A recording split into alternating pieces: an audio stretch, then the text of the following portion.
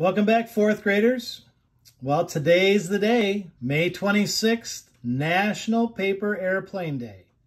I know a lot of you started working right away yesterday after you heard that it was National Paper Airplane Day, and you started folding up paper according to what you remember, how you remember making paper airplanes from your past.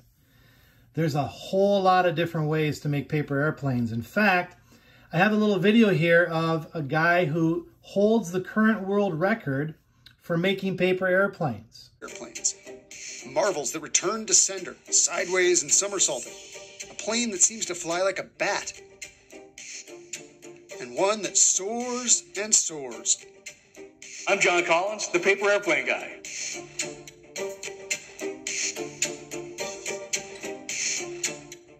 For decades, Collins has been perfecting the art and science of the paper airplane.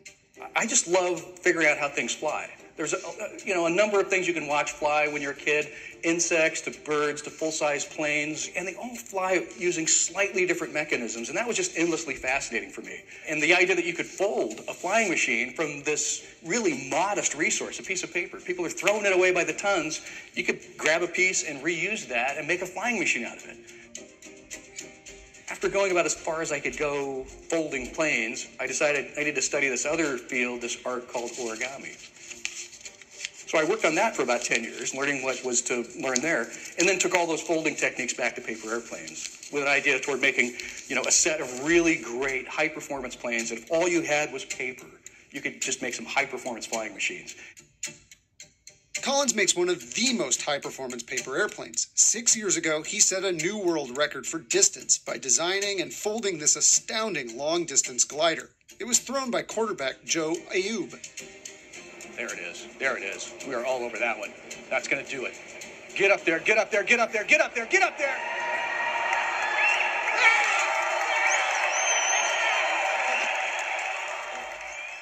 So we broke the distance record.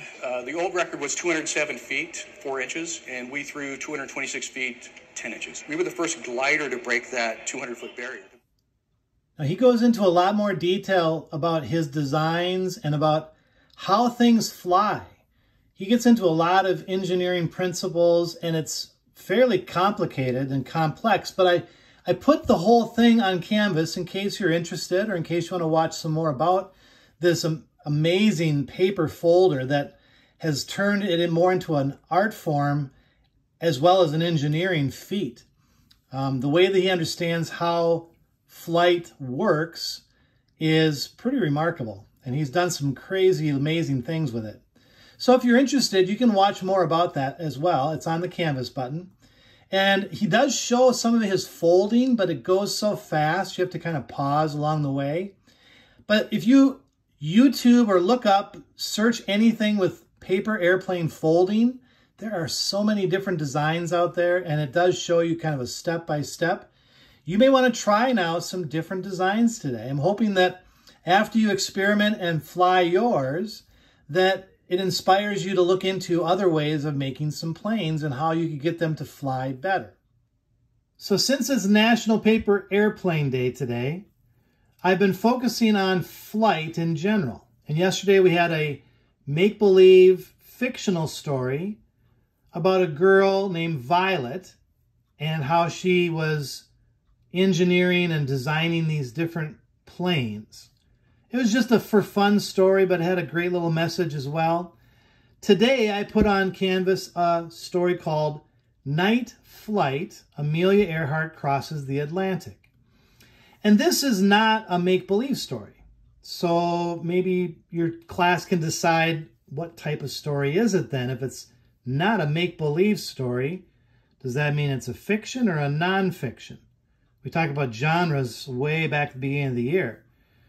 Well, this story, Amelia Earhart, is on Canvas for you to enjoy, so watch that. And then after you're done, go on to your assignment where you are going to write about your paper airplanes today.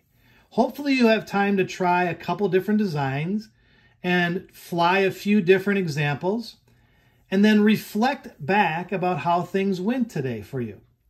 There's an assignment page where you can fill in, or you can upload some photos or video if you want to take video of your flights.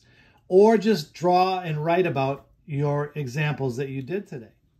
So here's that chart. It just has 3 sections: the design, your results, and reflection, where you think back about how things went and what you could do to make things better. All right, well, I hope you have fun with this today. Enjoy National Paper Airplane Day today, and we will see you again tomorrow.